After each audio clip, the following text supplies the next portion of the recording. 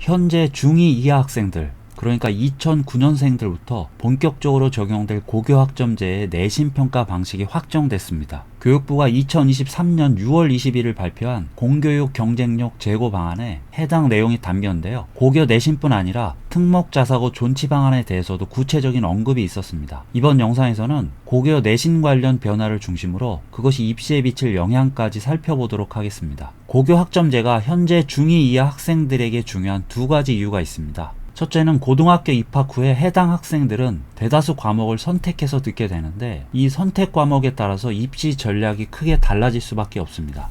둘째는 내신 절대평가제가 확대되면서 대학들의 학생 선발 방식도 크든 작든 변화가 따를 예정이고, 이에 따라서 우리 학생들의 고교 선택이나 내신 관리 전략도 당연히 선배들과는 달라져야 될 것으로 보입니다. 이 고교 학점제 본격 도입에 따른 대입 변화는 올해 하반기에 발표될 예정인데요. 그간의 입시 흐름을 토대로 몇 가지 예상해 볼 수 있는 부분이 있습니다. 일단 그 전에 고교 내신이 어떻게 바뀌는지 자세히 살펴보면 1학년 때 듣는 공통 과목은 지금처럼 9등급 상대평가제가 유지됩니다. 그리고 2, 3학년 때 듣는 선택 과목들은 모두 절대평가제로 바뀌게 되는데 A, B, C, D, E 5단계 평가 척도와 원점수, 성취도별 학생 분포 비율, 과목 평균, 과목별 수강자 수가 학생부에 표기됩니다. 고등학교 2, 3학년 성적표가 현재 중학교 학생들 성적표와 유사해진다고 볼 수 있습니다. 단순히 9등급제가 5등급제로 되는 게 아니라 상대평가가 절대평가로 바뀌는 것이기 때문에 이 5단계 평가 척도에서는 전교생이 A 성취도를 받는 것도 이론적으로는 가능합니다. 현 교육부 장관 취임 초기에는 고1 과정까지를 포함한 고교 전체 내신 절대평가제도 고려 대상이었지만 최소한의 내신 변별력 확보와 급격한 입시 변화에 대한 부담 때문인지 일부는 상대평가로 남겨두는 다소 애매한 내신 체계가 됐습니다. 현재 고등학생들도 일부 선택 과목들은 A, B, C 3단계 절대평가가 이미 시행되고 있는데요. 이것이 5단계 절대평가로 과목이 확대되면서 앞으로는 전체 고교 과목의 3분의 2가량이 절대평가제로 바뀌게 되는 것이고, 1학년 성적 상대평가 지표가 남아있긴 하지만 전반적으로는 지금보다 내신 변별력이 떨어질 수밖에 없는 변화입니다. 이 부분을 두고 어떤 분들은 1학년 내신 성적이 더 중요해지니까 1학년 성적 망치면 교과나 학종 같은 수시는 사실상 포기해야 하는 거 아니냐, 이런 걱정도 하시는데요. 대학 입장에서 1학년 상대평가 점수만을 집중적으로 평가하는 것도 쉬운 선택은 아닐 것으로 보입니다. 결국에는 이렇게 변화된 내신 체계를 2028학년도 대입부터 대학들이 실질적으로 어떻게 활용할지가 중요하겠는데요. 이 부분은 올해 하반기에 대입 정책이 나와도 정확히 알 수는 없습니다. 정부 정책이 확정되더라도 그에 맞춰 대학들이 세부 전형 계획을 내놔야지만 어느 정도 구체적인 내용을 알 수 있게 됩니다. 2025년 8월에 전체적인 틀이 나오고 2026년 4월이나 되어야 각 대학별 세부 사항을 확인해 볼 수 있을 것으로 보입니다. 최근 입시에서 대학들의 절대평가 과목 활용 방식은 매우 다양했습니다. 절대평가 부분 도입 첫 해에는 이 과목들을 아예 평가에서 배제하는 대학들도 많았지만 점차적으로 절대평가 과목 수가 늘어나면서 현재는 상위권 대학을 중심으로 비중 있게 평가하는 경우도 많아졌고요. 심지어는 이 절대평가 성취도를 자체 9등급 척도로 다시 바꿔서 마치 상대평가 과목처럼 평가하는 대학도 있습니다. 하지만 2, 3학년 과목 전체가 절대평가제로 바뀐다면 이야기는 조금 달라질 수 있겠습니다.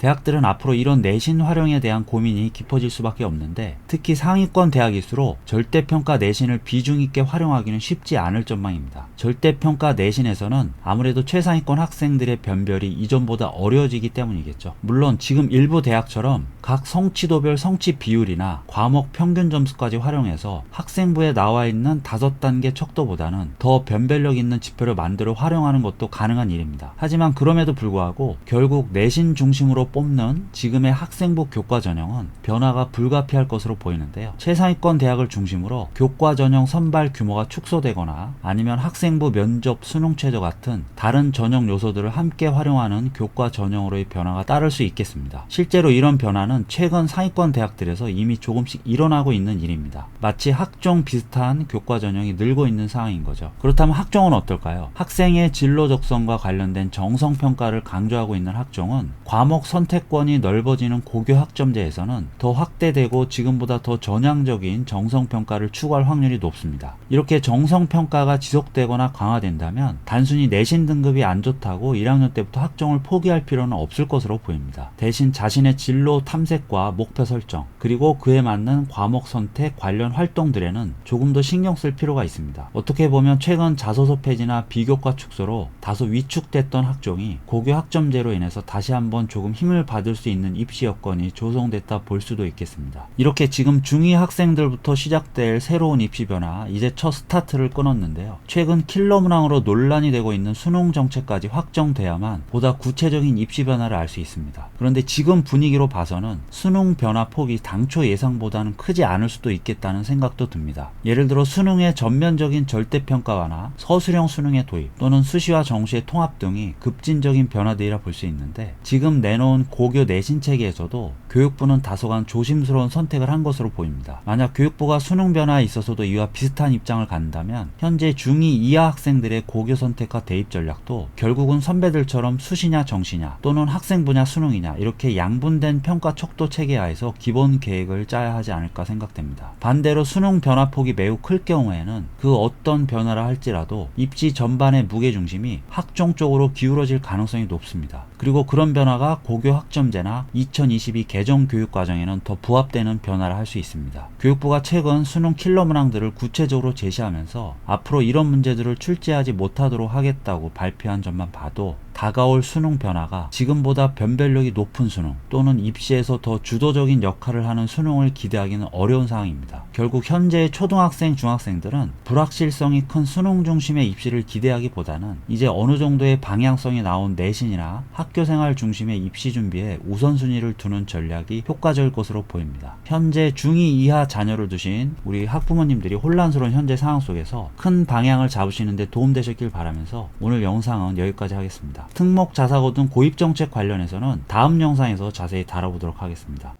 좋아요, 구독, 알람 설정, 댓글 달면 합격!